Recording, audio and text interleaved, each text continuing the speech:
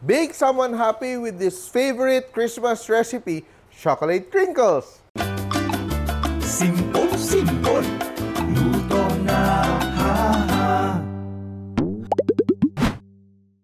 So we first sift our dry ingredients. So we have 1 1/2 cups flour, 1 cup unsweetened cocoa powder, half a teaspoon of salt, 2 teaspoons of baking powder, 1 teaspoon of baking soda, and set aside.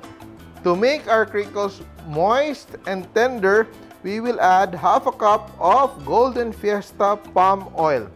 And to make it chewy and gooey, we will use 1 1/4 cup of brown sugar. Mix it together and we will add 2 eggs, but add it one at a time. Stir until the sugar begins to dissolve. Once the first egg is properly mixed with our sugar and oil mixture, we add the second egg and our vanilla. 2 teaspoons of vanilla. You can ask your kids to help you make this treat. Yan. And we will combine our dry ingredients to our wet ingredients. And let's mix it until we have a smooth paste. Be sure to preheat your oven to 180 degrees Celsius or 360 degrees Fahrenheit. And we're ready to shape our crinkles. And to shape our crinkles, we need 1 cup of powdered sugar or confectioner sugar. And line a baking sheet with parchment paper. And let's begin to shape. 1 spoonful. And just roll it in our sugar.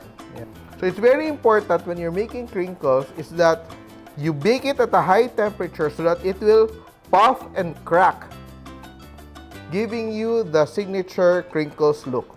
And if you want to learn to bake more recipes, watch out for the Baking Simpol cookbook coming out soon. Yan, and we're ready to bake. So if you want it to be a little bit gooey inside, you bake it lesser. If you want it dry, you bake it longer.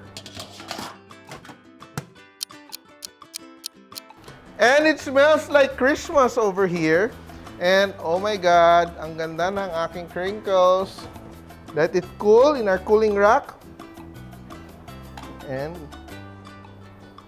oh wow, it's chewy and very nice. Bake someone happy with our chocolate crinkles recipe, Simpol!